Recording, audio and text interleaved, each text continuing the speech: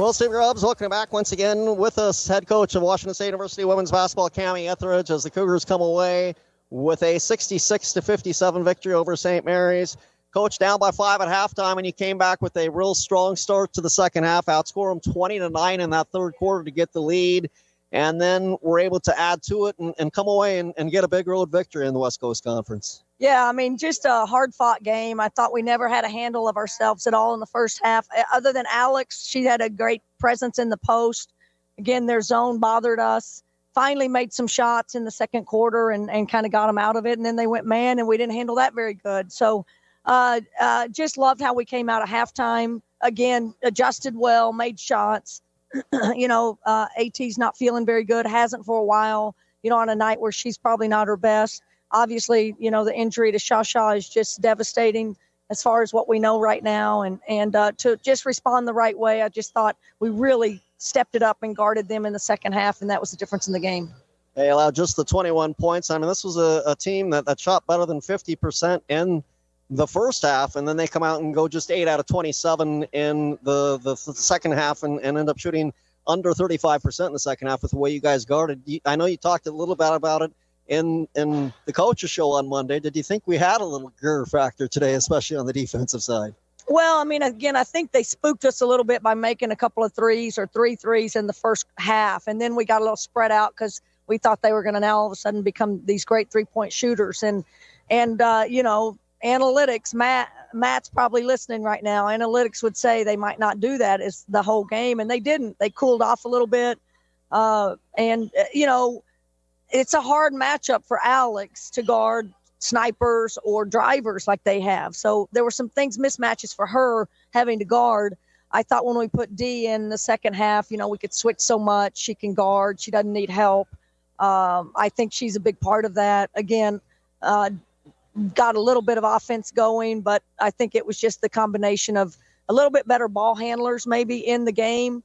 And that helped us a lot in the second half. But, yeah, I thought our defensive overall was really, really good. Rebounding looks great.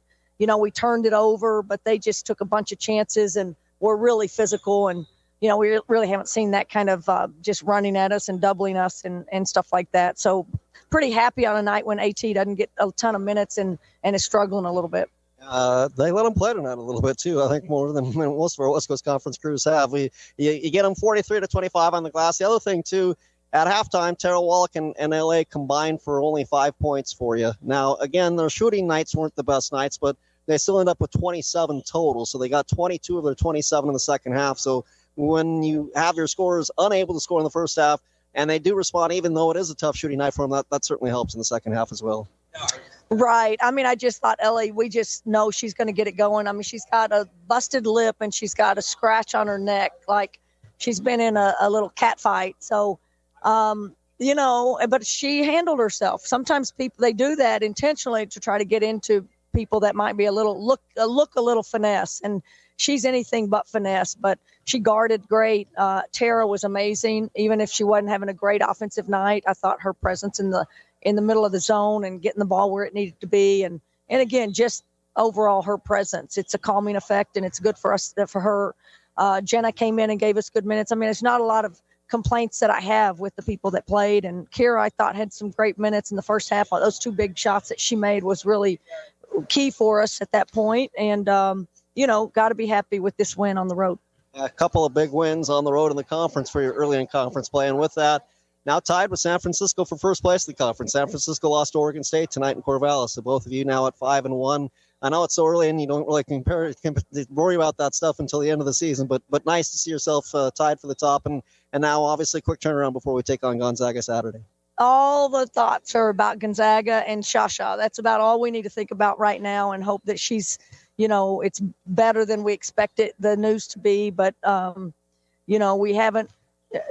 But really we got to turn our sights really fast. Thankfully, again, like I said last time, we are chartering tonight, so we're going to get showered and on that plane as fast as we can and back to Pullman, and just quick turnaround, 7:00 practice in the morning. So not the easiest ask. It's like playing this team. This team had a bye before us. They didn't play on Saturday, so now we're playing another team that has a bye before us. So our buys are super, super late, and we'll appreciate them when we get to them. But it sure is a hard comeback on that next, a practice for tomorrow. So going to need everything from these kids on Saturday, and going to need everything from fans to come out and support us.